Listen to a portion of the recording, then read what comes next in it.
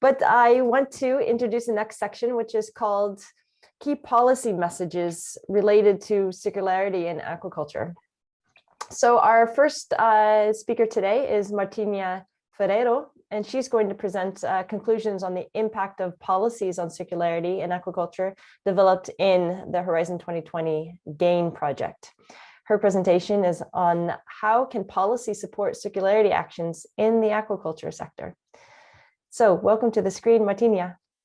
Well, thank you, Dorothy, for your presentation, and thank you to the organizers of this series of workshops for inviting me to be here today. I just wanted to ask, can you hear me properly? Great. Yes, okay. I'm starting to share the screen. And can you see my screen properly? No. Now. Okay, thank you, Dorothy. So I will start on my presentation about the ways policy can support the implementation of circularity in aquaculture. Well, we are all probably aware that the development of policy and regulations usually lags far behind the changes and advances that happen in society, in economy, in science, and in whatever aspect of life, no matter how trivial they look like. This is the picture in the bottom right is just something that happened in Spain a couple of years ago. It was a guy driving a scooter on a highway at high speed and carrying a child, doing anything wrong. But it's a picture I put here on the, not only for the joke, but just to illustrate how regulatory gaps may cause trouble. And well, aquaculture is not an exception to the situation, and the development of sustainable practices may be actually being hampered by barriers and gaps and regulations that maybe even cause conflicts with other policies that are aiming to create a more sustainable economy. And one example of how regulations may hamper the development of circular solutions in aquaculture is this work by Clito and collaborators, in which they interview a series of European farmers practicing integrated multi-trophic aquaculture. They were asked about the limitations to their activity, and many of them highlighted regulation as one of the drawbacks, describing this as lengthy and difficult procedures, lots of bureaucracy, and even the lack of policy incentives towards IMTA. Of course, this was not the only drawback. They also pointed out other factors. And this leads us to the fact that implementing circular aquaculture not only depends on creating the appropriate legal framework, but also on developing the correct eco-intensification productive processes, which must be economically sustainable and which may achieve consumers' acceptance.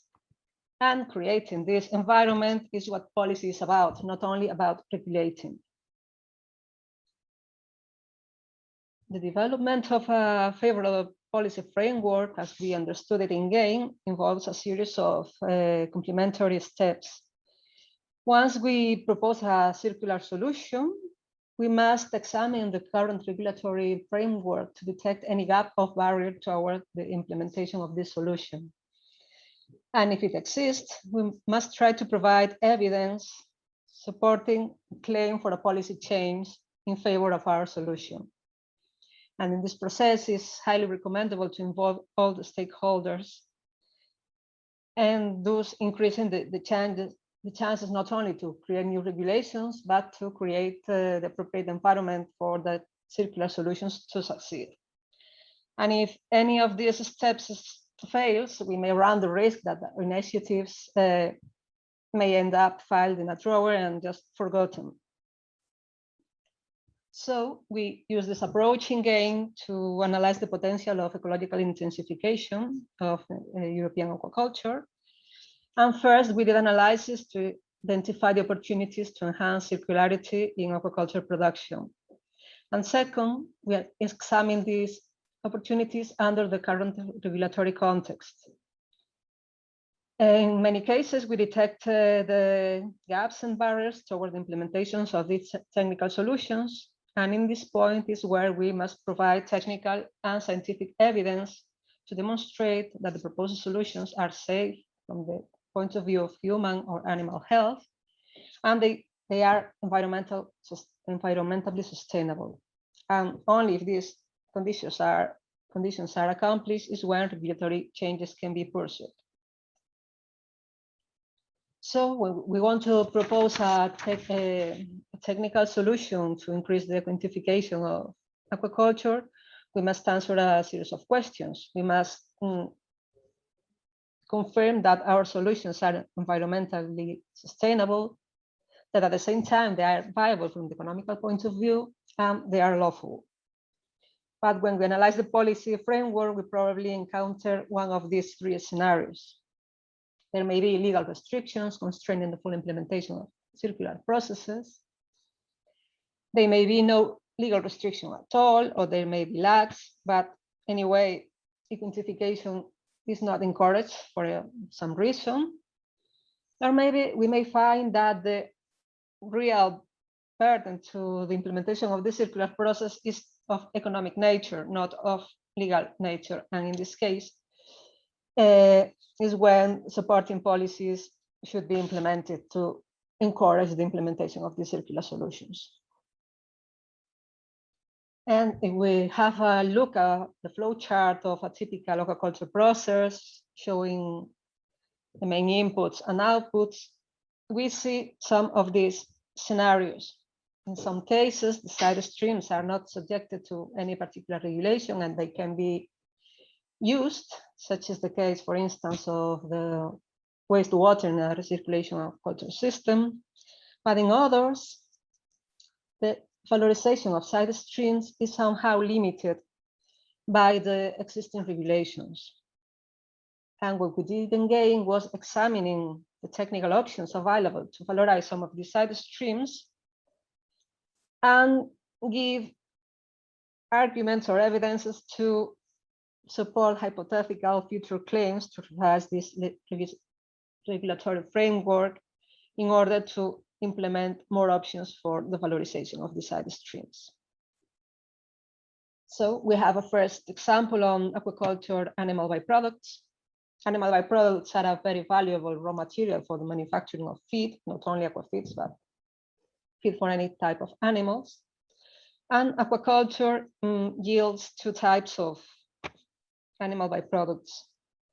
We have trimmings from the processing and filleting of fish, which are category 3 and can be used as raw ingredients for the manufacturing of fish meal and fish oil. But we also have morts, which are that fish that may die because of disease, but not only of disease, because of accidents, for example, caused by hypoxia or by sites grading. These morts are category 2 animal byproducts, and according to current regulations, they cannot be used for manufacturing of fish meal and fish oil, can only be valorized to lower added value ways. But we pose the question whether after the appropriate treatment, these category 2 animal byproducts could be as fit as a category 3 animal byproduct and thus being introduced in the manufacturing value chain for fish feed. Other example we examined was the use of aquaculture sludge, which is a side stream very interesting because it contains large amounts of inorganic and organic nutrients, and whose currently authorized use are quite limited to incineration to produce energy and to anaerobic digestion to produce biogas.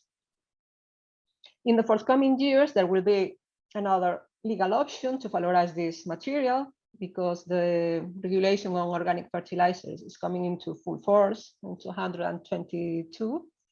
And those aquaculture sludge could be used as a material to produce organic fertilizers.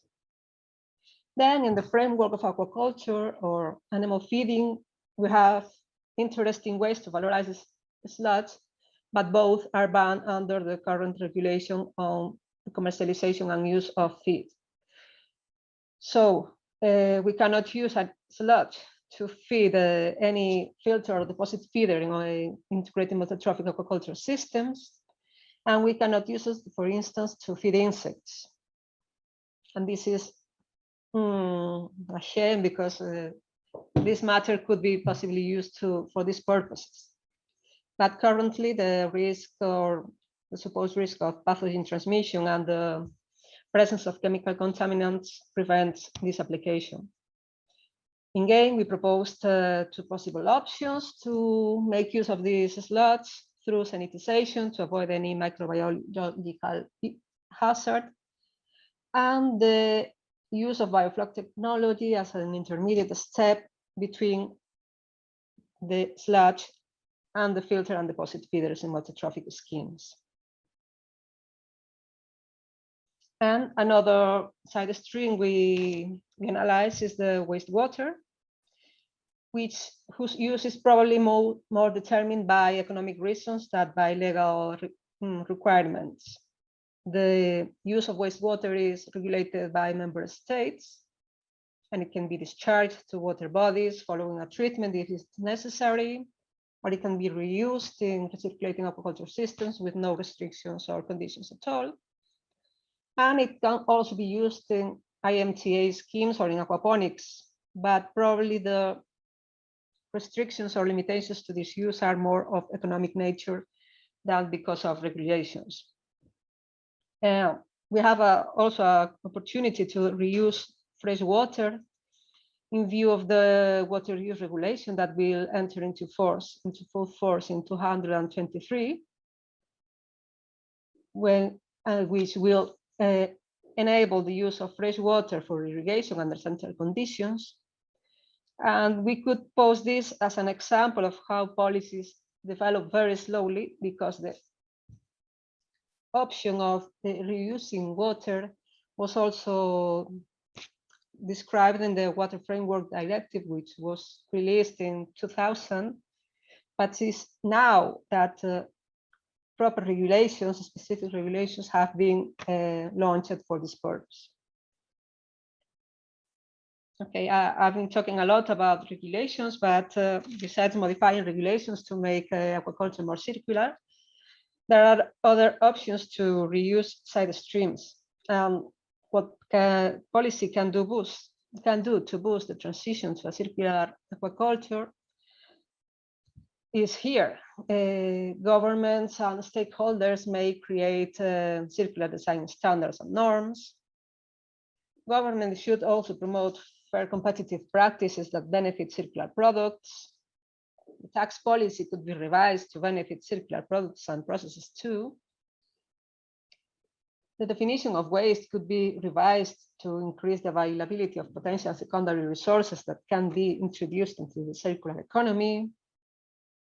The creation of circular trading platforms should be facilitated to enable the development of circular processes, as well as the creation of industrial parks when industries can come together to enable the implementation of circular processes.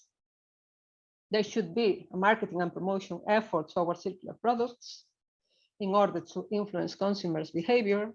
And finally, workers should be educated, trained, and upskilled to participate in the circular economy.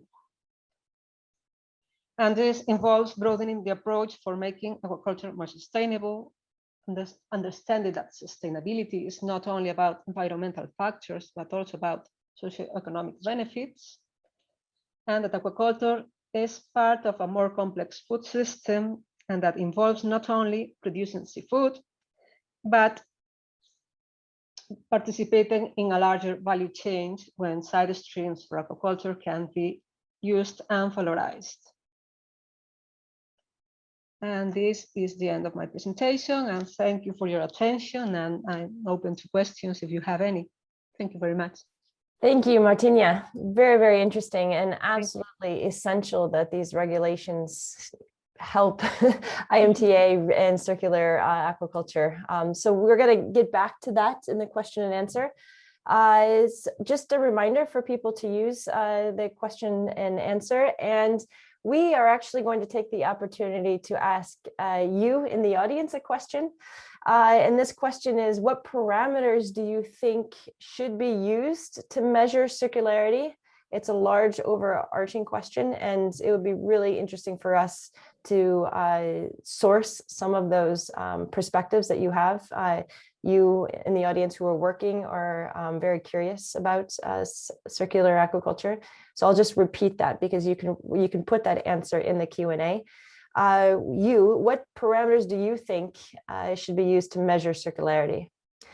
So with that in mind, Martiña, you stay on the hold because we're going to get back to specific questions, definitely on regulations and licensing. But the last presentation of the day, before we go into a bigger conversation about circularity in aquaculture, socioeconomic aspects, regulations, is Daniel Checa and Inma Sanchez again. And they work at Lightot in Barcelona, and they are going to present their experiences in efficiency and impact, a collaborative process to provide a harmonized concept of circularity. So Inma and Daniel, take it away. Thank you, Dorothy. I will start the presentation. Okay.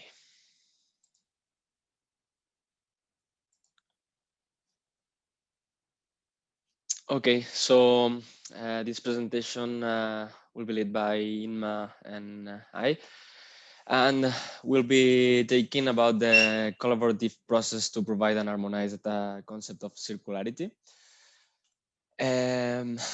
This focuses mainly on the joint initiative started from efficiency project in starting with the review of the strategic guidelines for the sustainable development of the EU aquaculture. We tried to answer and give our point of view in terms of the efficiency project about this review of the guidelines. But we wanted also to be linked and in contact with the other sister projects in terms of aquaculture and circularity, and give a joint vision of this of what could be these guidelines and the future outcomes or points to be considered in the circularity of the aquaculture. So the first point was to discuss and share views on a common way forward in relation to how circularity in aquaculture should be addressed and measured. This, as I told, was mainly synthesized answering the questionnaire for the review of the strategic guidelines. But then we wanted to start with this joint initiative, giving extra inputs to the EU. So we started a conversation and a joint initiative with Aqua Impact, Astral, Efficiency and Impact to stress the value of having a joint and coordinating contribution from relevant H2020 project to the revised strategic guidelines for the sustainable development of the EU aquaculture in relation to circularity. That means that we wanted to set the basis for what we understand as circularity for aquaculture. And the first point that we wanted to consider is the definition of the circularity itself in the aquaculture sector. So a common definition was arrived, and here is that, and maybe I can share it with you, and then if you want to comment anything, this is the starting point, and we consider circularity under circularity from under a aquaculture point of view as a food production system. So we wanted to strengthen the circularity, considering the importance of the biological flows within the aquaculture production systems. The circular economy is defined then as the action plan in which the value of the products, materials, and resources last within the economy for as long as possible, and which aims to minimize the waste generation. From our perspective, the circular economy, as it might be applied to aquaculture, aims to produce renewable biological resources, facilitating as a conversion of these resources and waste stream into value-added product, such as food, feed, bio-based product, and bioenergy. Then, as conclusion, giving this specific dimension of to the circular economy, our sector, the aquaculture, we address the nutrient flow mass and assess the impacts of recirculating them from one biological species to another, or capturing them to be recirculated as a new feed, but inside the same sector. The circular economy then in aquaculture can also be defined and described as a circular bioeconomy under this point of view. And now Inma will talk about the result of this joint initiative. Yes, thank you, Danny. So finally, that we can find on the final guidelines from the European Commission that they are actually addressing the circularity in some way, as aquaculture sector is recognized by the European Commission as a relevant partner, no, a relevant to be part of the more circular management of resources. Aquaculture sector is also a key partner in the development of circular economy. And finally, we can find in these guidelines that the improvement of the environmental profile can be achieved through the application of circular economy approach and the development of integration management, integration multi-trophic aquaculture. So we can find in some way that some of the approaches that we are addressing in the project, in impact and in efficiency, for example, are of course covered by the guidelines from the European Commission. So I think that we are totally aligned with that, and we will be working on this direction, of course. That's fine. That's the end. I think it's the final slide. Yeah. Thank you. Great. Thanks so much, Daniel and Inma.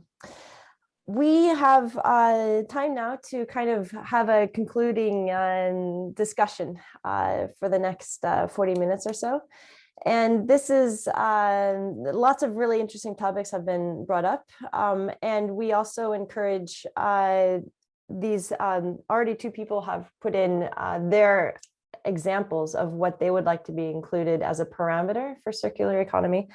I'm going to start off with a question for myself and to Martiña and Inma and Danny as well. How to increase these policy incentives, because one of the results of Martiña's presentation was that there's very little, if not of a huge lack of policy incentives for aquaculture systems, bringing in circular economy principles, bringing in IMTA. Martiña, you work at a nonprofit who is basically putting the interest of the Seafood Association front and center. Would you call Unfaco a lobby for seafood to promote seafood production and best practices? Well, we are a lobby on defending interests of the industry in terms of commercialization and manufacturing and fishing. But we are also very committed to increase the sustainability of our members, of the productive processes our members carry out. And we are also encouraged not only through R&D, but through technical assistance. And that's also one of the lines of our work, research towards innovation.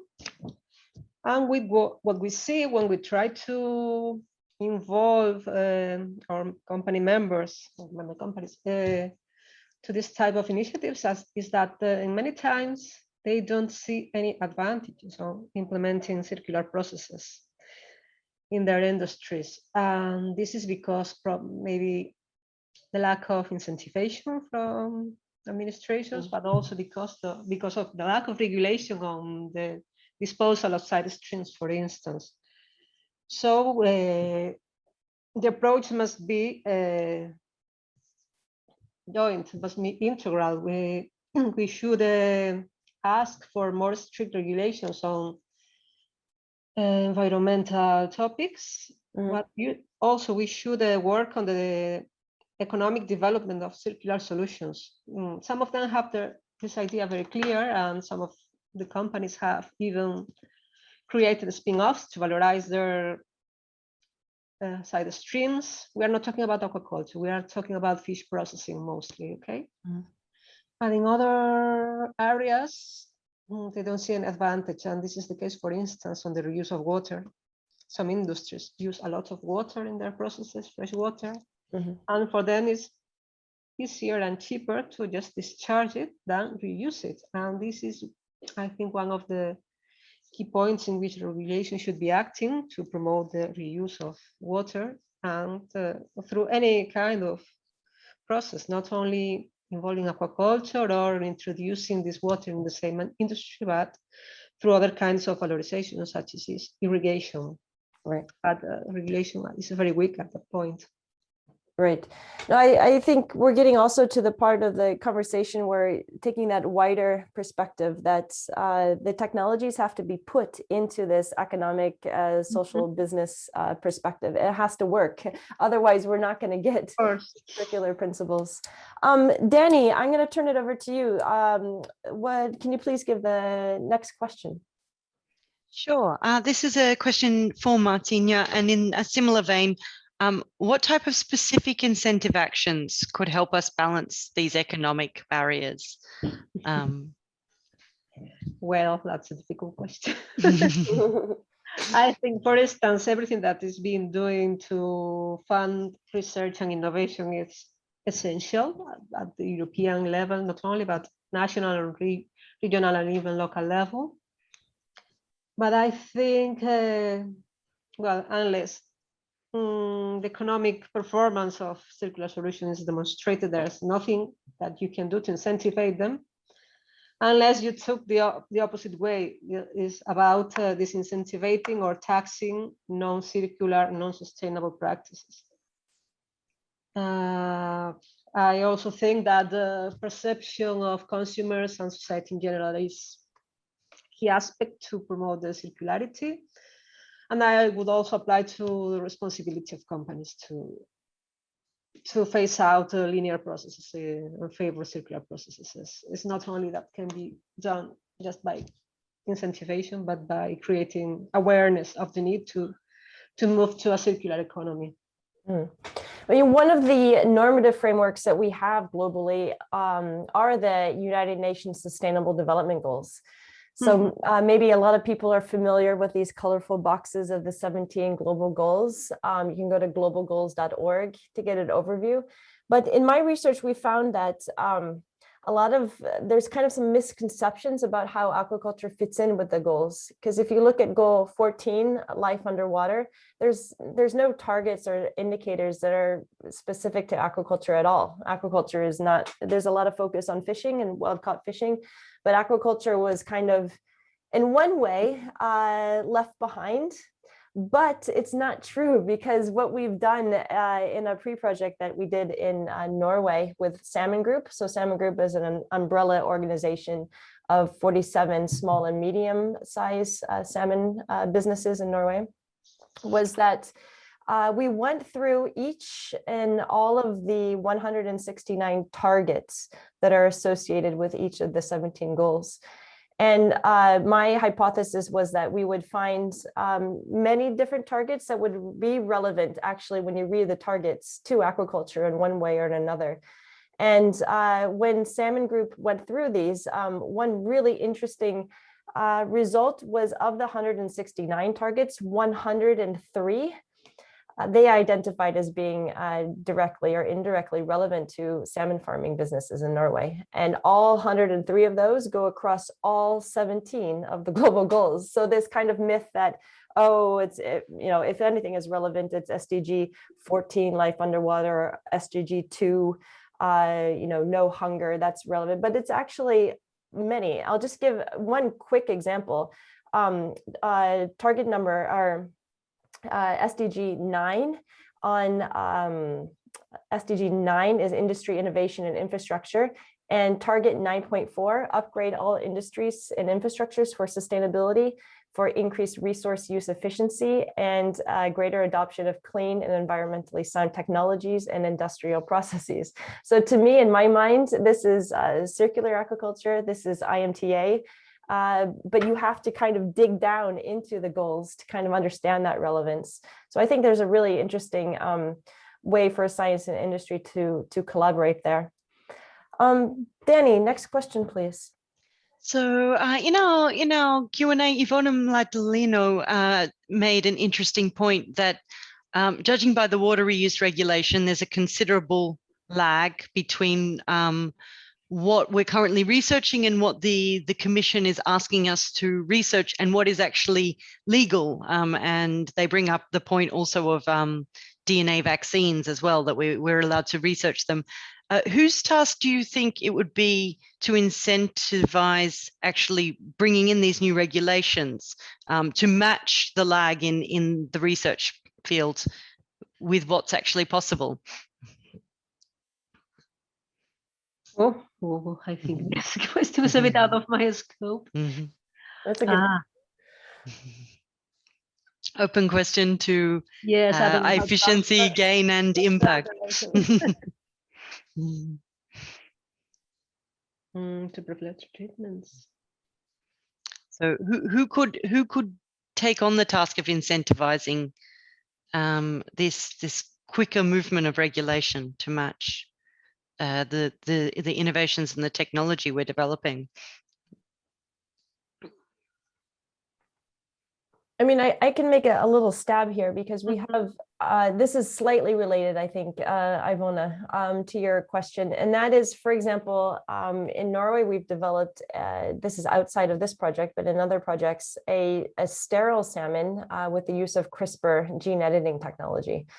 So that has been done in the lab with high success, but we're not able to sell it in an EU or a Norwegian context because of the gene technology laws and the decisions. The EU has said that this would be done by country base, deciding whether to use CRISPR gene editing for food, for human consumption food. But this is an ongoing debate internally for Norway, because you have this dichotomy of, okay, we have really good research and innovation and really promising products, but the law has to be changed to be able to use them. And that's not a straightforward or short process. That's a long process. And then obviously getting into the politics of it, that you have to have a bit of political will and social acceptance of the technology in order to kind of weigh into the politicians for them to bring in new laws. So I think it's kind of related to that, but we shouldn't take it for granted that just because we get research funding to come up with innovations, that they seamlessly go into policy. And I think that Horizon 2020 has taken has that view. So, I mean, collaborating also with these issues with our project policy officers in Brussels, putting these on the agenda, and to have open public webinars to say, yeah, this innovation has a high technology readiness level. We have demoed it. We want to get it also on the political agenda. Roberto and Frank, do you guys have any insights from as the leaders of your projects on these kind of discussions with Brussels on some of these issues?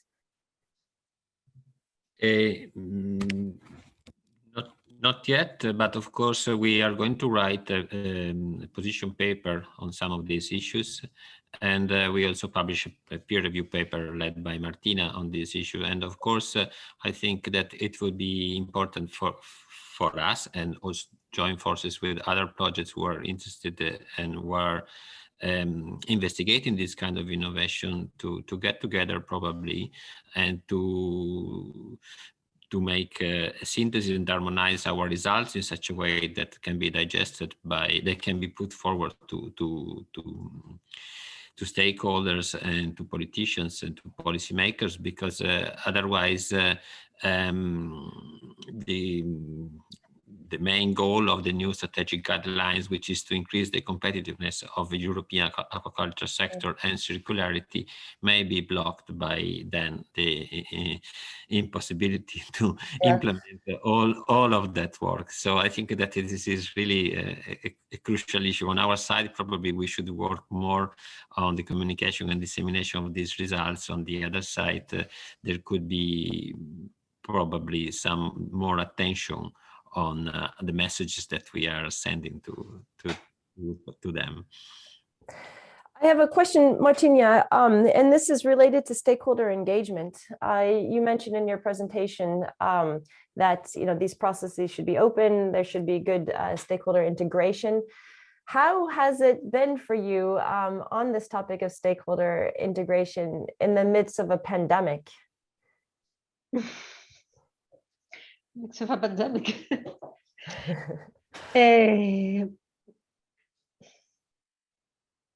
Well, I don't know what to answer actually. Involving the stakeholders is, well, you just have to find the ways to contact them and try to to get a feedback.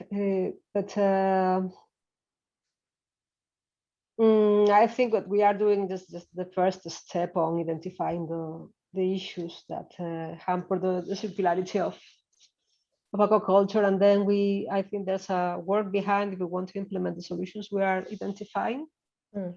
And I think that comes after the development of a Horizon 2020 project. I think that next steps would be just working on the field and trying to implement this kind of solutions and demonstrate their viability.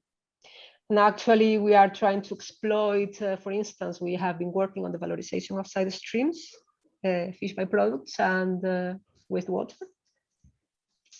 We worked in seaweed cultivation here in Anfaqua, and we are trying to exploit these findings toward the smaller projects, directly in contact with the local regional administration to raise interest for this kind of circularity processes. In particular, seaweed aquaculture is gaining interest, I think, at least at the European level, national level for sure, regional level too.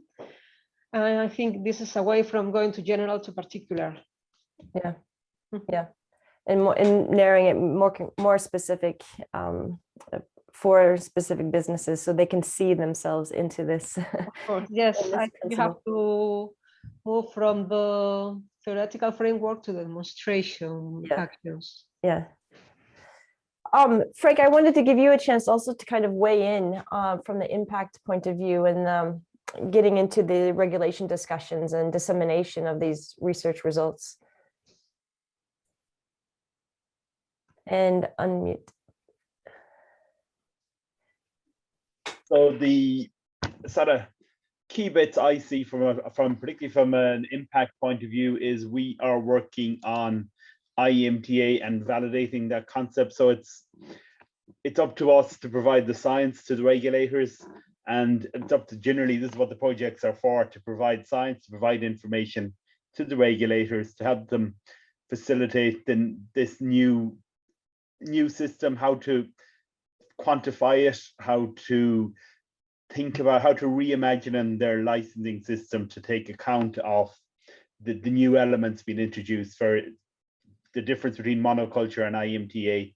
Monoculture is a more simple system to regulate and to assess the risks and assess the benefits.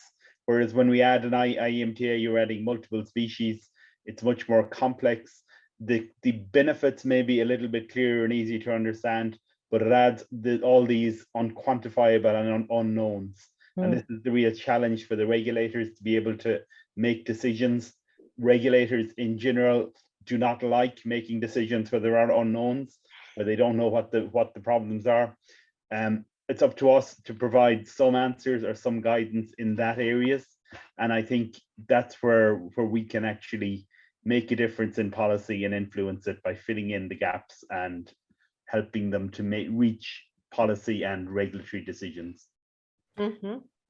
Yeah, I absolutely see that being a really important part of the project. The fact of the matter is that these projects have a start and an end. I mean, you see the need for the institutional uptake also of this, that, going from project to project, and bringing up these issues. When the project ends, you need something else to latch on. But how much of these principles and kind of these, indicators and these different types of assessments are being incorporated at your partner institutions, right? So then that the day-to-day awareness and circularity principles is there institutionalized and not just project-based. That's a tough question. Yeah, I'm guessing it happens in small incremental steps that are sort of not quite obvious on the large scale, in that most decisions around impacts, around circularity, when talking about creating policy or licensing a particular fish farm site or fish farm method, you look at the individual elements, and that down in the decision making and the consultation process, you're talking to people who do understand each of these elements and incorporate the latest research in their thinking, and then offer that advice further up the line. So good science will be brought into that process through the latest publications and the latest knowledge, and feed up into the regulatory system. But we do need the regulatory system to be able to move beyond the current methods and think on a larger scale, particularly the integrated level. Yeah. And I think obviously that is a bit in the design of the projects as research and innovation actions, that they're not just purely science-based, it's science industry to also help the uptake of day-to-day business practices. Cool. Danny, back to you. And there's some more questions and comments coming in. Yeah, there sure is. We were just talking about the industry stakeholders and how they're adapting to circularity. A question to the panel, do you think there is a social awareness and acceptability for circular products? Do you think there's an interest socially in these products, or do you think we're actually ahead of the demand?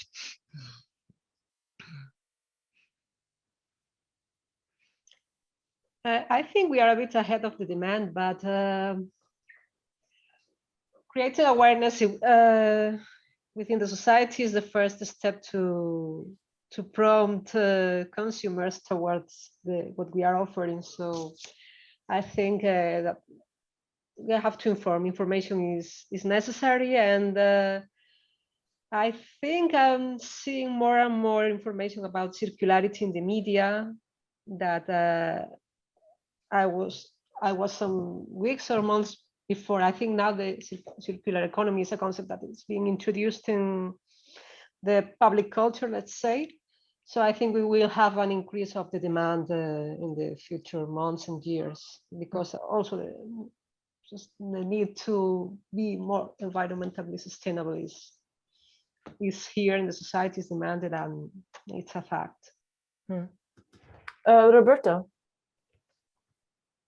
I think that one of the key issues with communication is to link circularity to sustainability, because the sustainability is becoming a kind of empty word because everybody is using it nowadays, and it is quite difficult for a consumer to understand what it really means in terms of use of primary resources and in terms of recycling of material. Of course, some consumer may be a little bit disconcerted by the fact that in the circular process, you are using waste to produce goods, but this is the way it will have to work if we want to become sustainable. So I think that we should try to also come up with indicators which clarify these issues, and this could be one of the future activities of this group, since that we saw that you are proposing also different way of measuring circularity that can be used for tracking product, for tracing products. And with that in mind, I would like to point out that people are using more and more life cycle assessment and life cycle thinking, which is of course a very good idea because they are standardized methodologies. But as all methodologies, there are limits in that.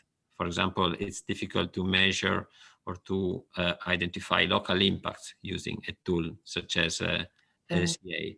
It is also difficult to measure which is the input from nature that we are using, because the tool was developed in manufacturing in a completely, let's say, controlled and man-made system. So maybe we can also look for other tools for assessing circularity and for assessing the sustainability. And in another project in New Tech Aqua, in which I'm participating with Silvio, and we would like to do that also in Kane, we are using, for example, the energy analysis as a tool to assess the sustainability. And we did that, for example, for trout feed in a recent paper. Maybe Silvio can expand on that.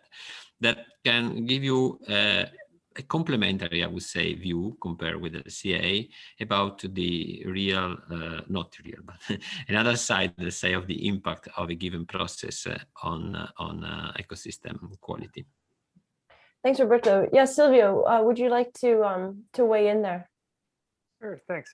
So, like building on Martiña's statement that we might be a little ahead on the demand, on the contrary, I argue as a provocation that we might be very much late on the supply. Like if we mean it in geobiophysical, like really ecological terms, so that there is an urgency to address it, and the tools need to change. So I'm happy because Roberto has just introduced that the tools, assessing tools, might need to be expanded in order to account also for this, because societal, and also consumers' preferences, economical and industry, all build on the environment. So we all need to address it sooner or later.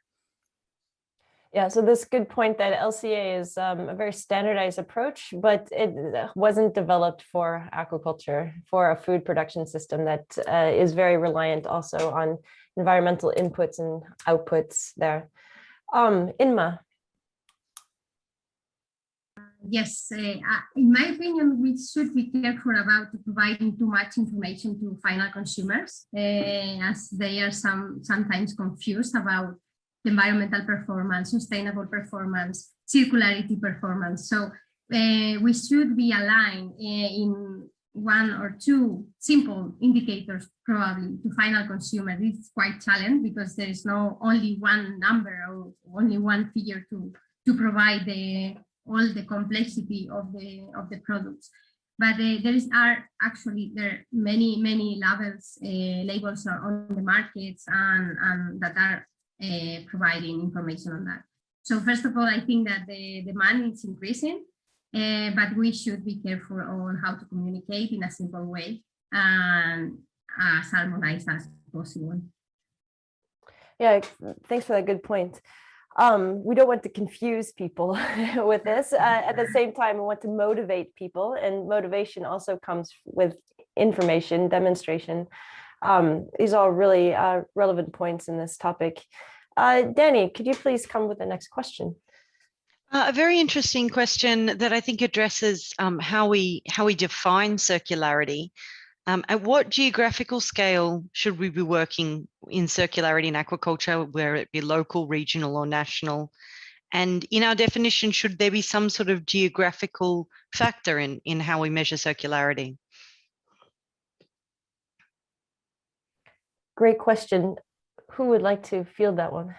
Inma. I think that the most interesting part is to provide to the industry with the alternative to measure circularity. So in that way, we could engage people from the industry to provide indicators on that. So under my opinion, the most important thing is to work with industrial scale. That means in a local scale, probably, as we have already available indicators for larger scales for countries and so on. That's the example I mentioned during my presentation about the circular economy framework from the European Commission. This is for larger scale.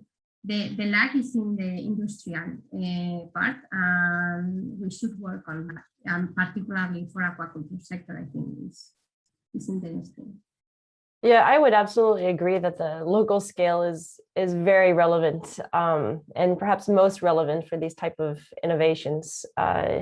You have to get it to work at a small scale before you can, and maybe companies that are multinational corporations, they see the advantage of a specific local scale and then can, upscale it in their company. Any other points on this question? Yeah, I would comment that the local scale is hugely important from an IMTA, integrated multi-trophic aquaculture sort of angle. We could probably think beyond just the individual farm site, the licensed site. So seaweed grown within the bay or within the sort of ecological area are extracting the inputs from the fish. They don't have to be directly beside each other or within the one license area. So we could probably think on a broader scale for that, sort of have a nutrient trading concept. Great, thanks for that point, Frank. Yes. Yeah, Roberto. Also, my point of view, this is something that we did to some extent in Kane, trying to calculate or to support the idea of introducing a nutrient trading scheme for shellfish, for example, that can be extended to seaweeds.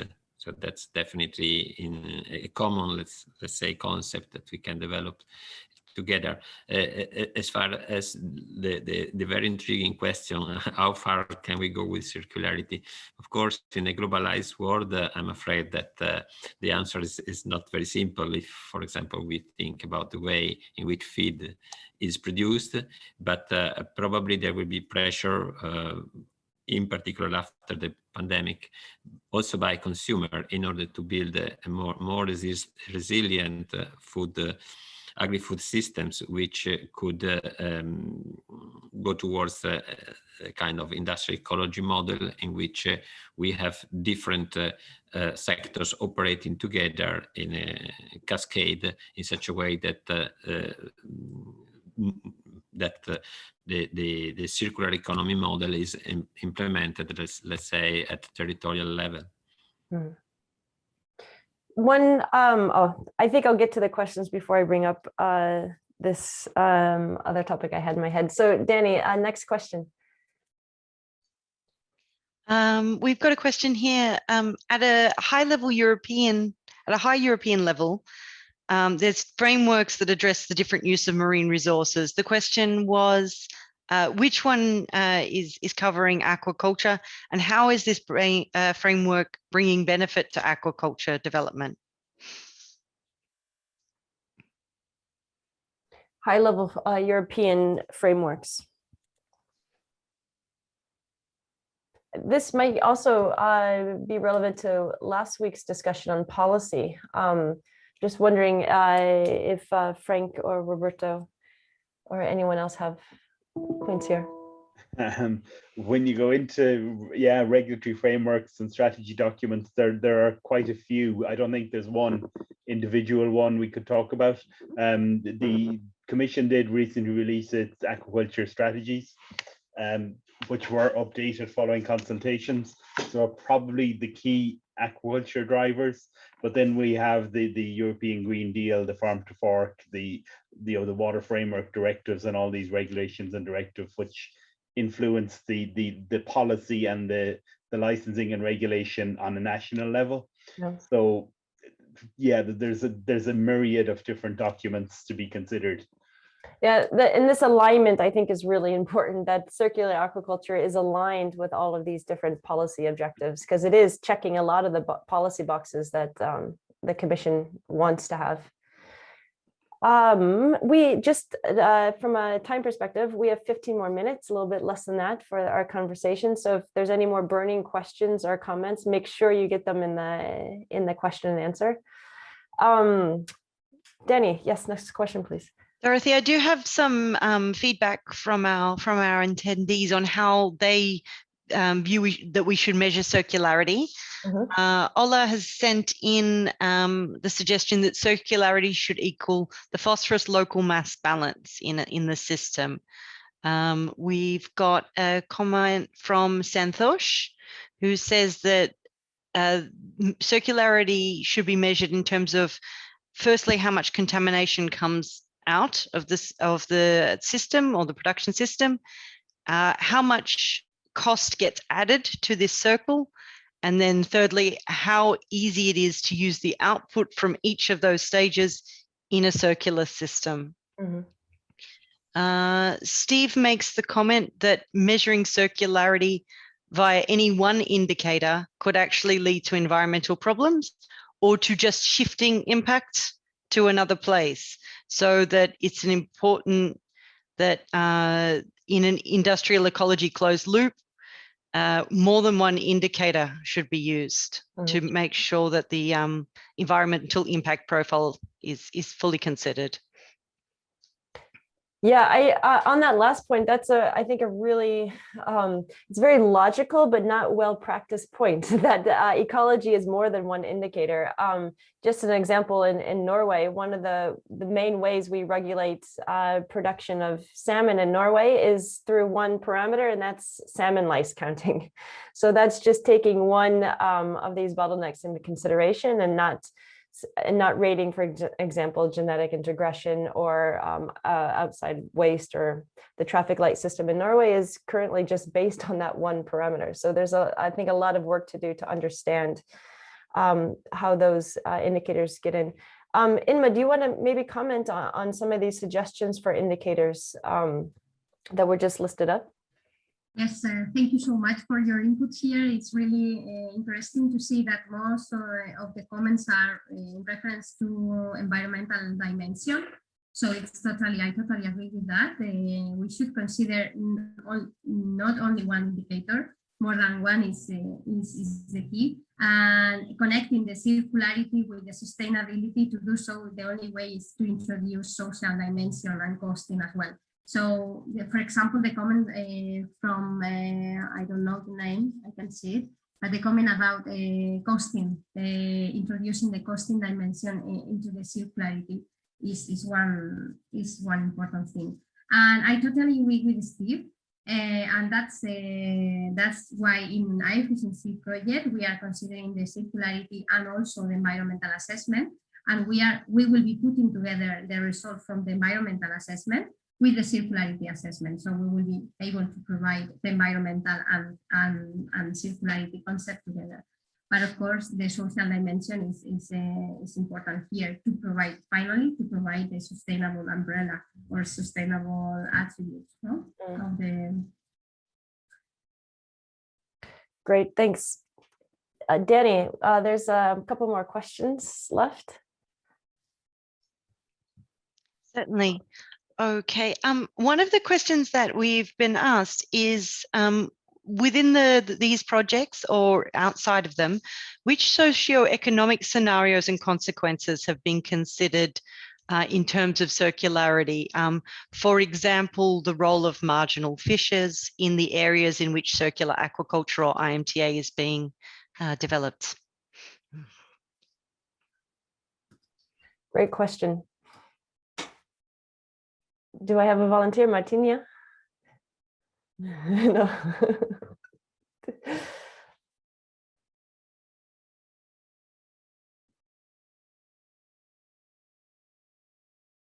I think Martiña is trying to find her mute button, but you didn't want to answer this question either, on the socioeconomic aspects. I think I'm not the one to answer that question. Sorry. I know with an impact, we did look at many of the socioeconomic aspects, probably more from a internal to the farm site and the validity and of going towards IMTA and how that would have socioeconomic benefits for the producers and the community around. We wouldn't have gone as far as the broader sort of area scale where we're looking at individual stakeholders and fisheries within the bay, but I believe the results did indicate that there would be community benefit within the area from more produce being produced, more employment, that kind of stuff. Yeah. But I wouldn't really be able to address the individual fishery elements. Yeah, but this is, again, getting back to the framework of the SDGs and taking a more kind of broad understanding of the technology, that it's not just increased profits, but it could be increased local profits or increased local employment. Does anyone know of any analysis that is looking like for IMTA, would you employ, compared to mono aquaculture, more people or less people with an IMTA setup? You would employ more. One of the areas we looked at would be something like lobster farming, where it's bringing societal benefits. So the idea would be you would rear juvenile lobsters and then re-release them for restocking in the local bay. It would have societal benefits, it would have stock benefits, rather than sort of key profit as such. So there are elements like that can be used, and also it's doing the bioremediation element. Because the way I see this in my head is that there's all these different cards that with arguments that you can play out, right? And another one of these major newcomers to the scene is this idea of the EU taxonomy, and that companies will now have to prove themselves worthy of sustainability, or that they're actually practicing, have sustainability reporting with their businesses in order to attract investments in the EU. And this just came into place January 1st.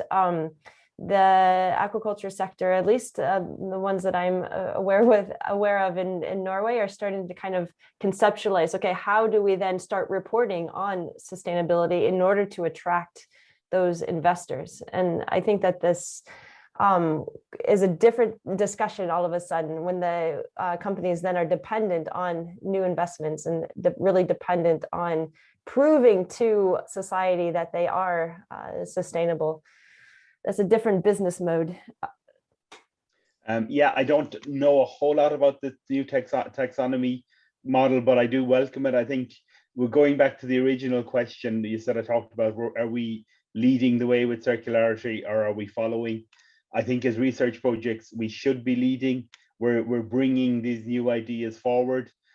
The word sustainability was talked about, how it has sort of lost its meaning. And I think this is where the taxonomy can really come in. I think words like sustainability have moved from science to marketing.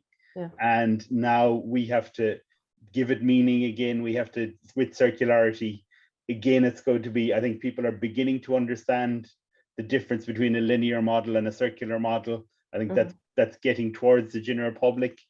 Circularity is going to now become a marketing word as well as a scientific word. So we have to be able to guide that. And I think the European taxonomy will help a lot with that. And so I think that's a good model to go, the difference between the meaning of words. Yeah, it's I think a very exciting time for aquaculture regarding the EU taxonomy. Roberto. I totally agree with Frank. I think that what we need to do now is to provide to policymakers and to consumers clear indication about what in practice sustainability means and circularity, and how circularity can enhance the sustainability of aquaculture products, taking into account, of course, also the social side that was pointed out. And I think that there is also the demand to include in all that the, let's say, fish welfare, some fish welfare indicators, because that issue, I think, concerns in particular the young people, the young generation, who are more sensitive to this issue. Yeah, and you're starting to get into the large topic of social acceptability too, of the food production practices. And here I think that aquaculture has many good cards to play out in regards to other types of protein production. Danny, I think we have time for 2 more questions. I've got a question actually from the Padlet that leads directly into this regarding the EU taxonomy. Are there opportunities to influence this, and are there any groups specializing in working in this area? No groups in impact, I see, is shaking of the head from Frank. I think in efficiency, we haven't touched on it, but we do have a policy champion and different champions on these cross-cutting issues. I think in my hat as the responsible research and innovation champion, yeah, it opens up a lot more doors to that societal dialogue of, okay, where is then aquaculture and how does it pair up to in food production and this social acceptability of the thing is about aquaculture. Also, we're talking about super high quality protein and omega-3 fatty acids and these other aspects of food nutrition that's, you know, for a healthy lifestyle and these things. So but yeah, I think it's new, and we know that in Norway the sector is starting to grasp a little bit at straws to see what they can do, but we're trying, at least from the University of Bergen perspective, to work very very concretely on setting the sustainability and circular definitions to make sure that when they do start reporting, that they're reporting with the correct and scientifically sound definition. Okay, we take one more question, Danny. You can choose the most important one. And I just want to say thanks to everyone for the questions and comments. This helps us make it interactive, so we appreciate all that. Maybe we'll give a special challenge to everyone of our panelists, just in one sentence to answer this one. What do you think are the key steps to move forward now, moving aquaculture towards sustainability? Great question. I will call first on Frank. Okay, I do think the key steps are probably aquaculture has to produce in an eco-friendly way, where we're sustainable, where we're circular. Basically, I think we have to reduce the impacts. We have to have a product, which we do, but we have to be able to do it in a way that the impacts are minimal or nearly zero, if possible. So I think this circularity discussion today is key to doing that. Concept like IMTA, concepts like reusing the sludge, I think are key tools to bring us to minimal or zero impact. Great. Roberto, your final comments. Okay. Yeah, well, I agree with Frank. I also think that we need to introduce in aquaculture, in order to take full advantage of new technology, more digitalization. And I also think that the question cannot be answered for the whole sector, because within the aquaculture sector, there are based on my personal opinion and what I saw during this project, very different ways of managing farms.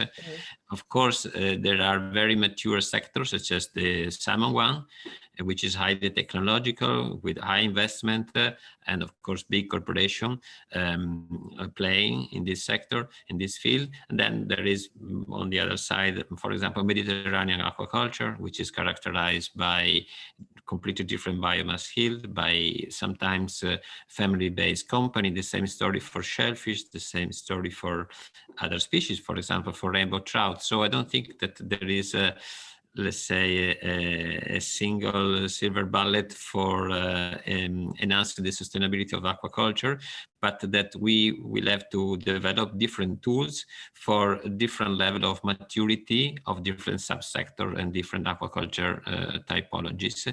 And I think that this is challenging because some sector with the more mature one are attracting a lot of investment because they make a lot of profits, but other sectors are less attractive, for example, for the big company, for the big corporations. And therefore, I think that the support by the European Commission is key to foster the development of these sectors and fund also research which is targeting in particular these kind of sectors. Also to achieve a more even, let's say, geographical distribution of the aquaculture sector in the EU, as was underlined also in the previous, in the first seminar, I would say. Great, that's a great summary. Thank you to all the panelists for the great webinar today. And thank you for all the audience for the great questions and comments. We are finished for today, but we're definitely not finished with circular aquaculture.